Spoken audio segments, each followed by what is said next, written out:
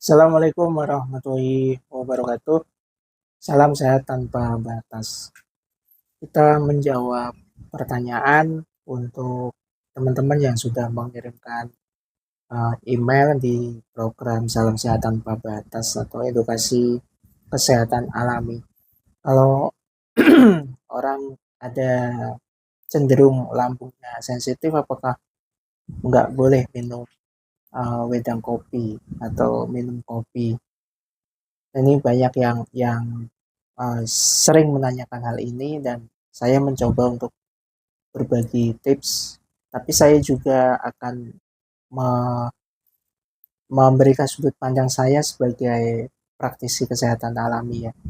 Khususnya dalam hal ini refleksi dan juga seseorang yang memang senang membaca, senang belajar dan banyak hal ternyata yang bisa diambil manfaatnya dari kopi. Cuman yang harus kita lakukan adalah strateginya. Benar nggak sih lambung sensitif itu nggak boleh minum kopi? Lebih tepatnya nggak boleh minum kopi sembarangan. Jadi bukan nggak boleh minum wedang kopi, tapi jangan minum kopi sembarangan.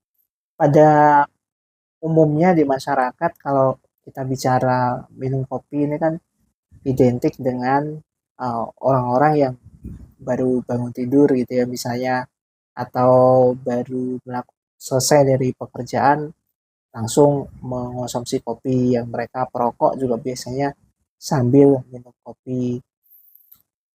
Nah ini ketika orang-orang yang memiliki lambungnya sensitif atau mungkin saja sudah mempunyai gangguan pada lambung, otomatis akan muncul reaksi gastritisnya atau zat asamnya itu naik. Jika sudah naik seperti itu, dampaknya akan merasa kurang nyaman pada perut.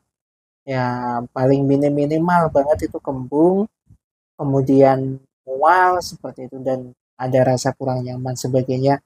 Bahkan saya di beberapa studi kasus, itu ada juga yang diare.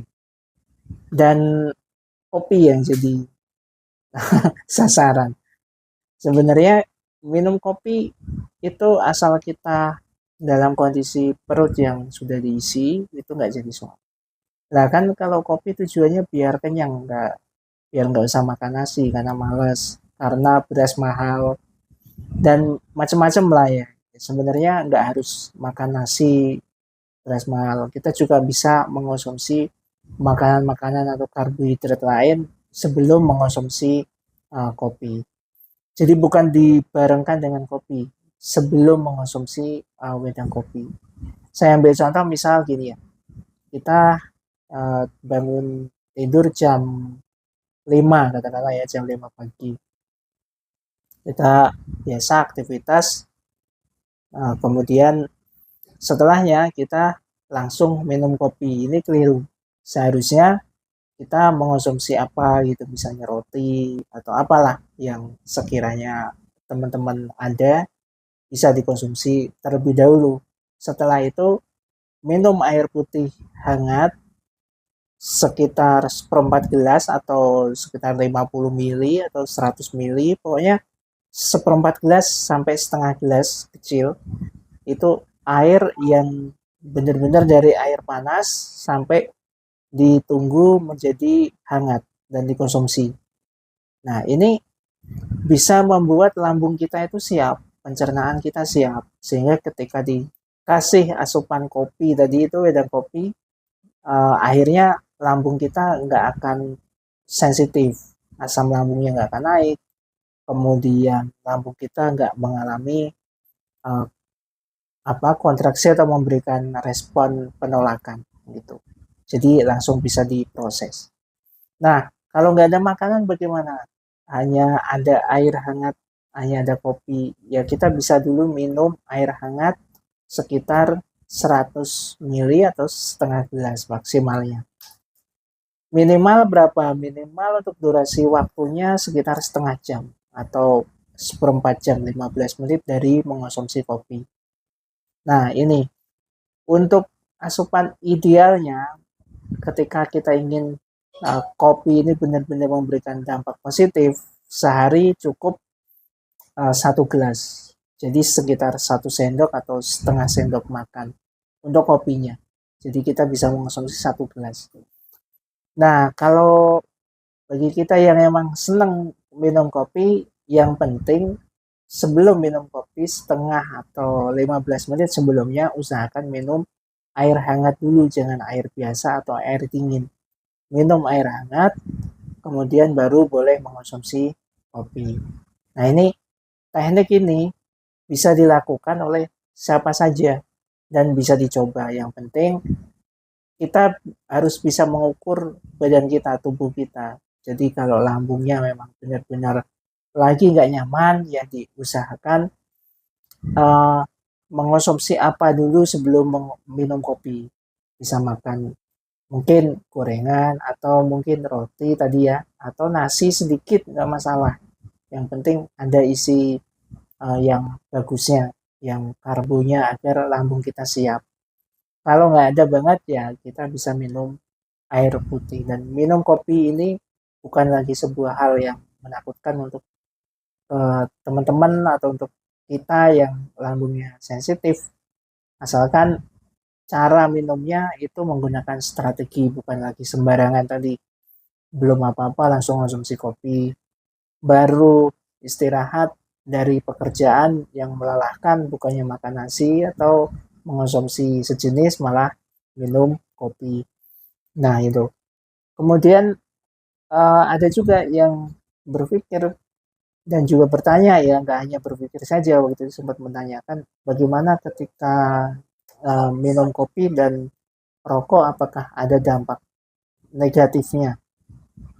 Sebenarnya tanpa saya jawab pun mungkin teman-teman sudah kebayang ya kalau rokok itu dampak negatifnya apa, dan kopi jika berlebihan itu dampaknya apa. Tapi dalam hal ini ketika endapan kopi ini digabungkan dengan rokok yang memang asapnya, zatnya itu memang nggak bagus buat tubuh kita, ya mungkin nggak seketika itu uh, dampak dampak kerusakan pada tubuh kita. Mungkin bisa jadi seminggu berikutnya, 2 minggu, 1 bulan, tergantung stamina tubuh kita. Jadi kita sudah nggak usah berpikir ada positifnya nggak mengonsumsi kopi sama rokok, tapi kita berbicara bagaimana tubuh kita itu bisa dikasih asupan yang sehat-sehat saja, karena kesehatan itu sebenarnya kuncinya ada di diri kita masing-masing. 80% ya, kalau kita bicara persentase itu kesehatan ada pada diri kita, dan 20%-nya baru faktor eksternal tadi, faktor luar ya, misalnya makanan, misalnya kalau datang ke praktisi kesehatan itu persentasenya hanya 20%, nggak nyampe 30%. Kenapa? Karena teman-teman mengonsumsi obat apapun, di terapi dengan metode apapun, kalau orangnya sudah nggak mau sehat, orangnya sudah sembarangan, ya nggak jadi juga, nggak sehat juga. Ditambah kalau terapinya itu loncat-loncat gitu ya, misalnya 1 kali terapi nggak sembuh, berharap 1 terapi itu bisa benar-benar top chair, karena kesembuhan kan bukan milik terapis saja. Kesembuhan itu bisa terjadi kalau kita saling kerjasama dan kita berdoa untuk kesehatan kita masing-masing. Itu yang lebih tepat. Clear ya, mudah-mudahan bisa dipahami dan mudah-mudahan bermanfaat sharing-sharingnya. Terakhir dari saya, salam sehat tanpa batas. Assalamualaikum warahmatullahi wabarakatuh. Masih dalam pengharapan kita tegak berdiri, menyentuh langit dengan tekad yang tinggi.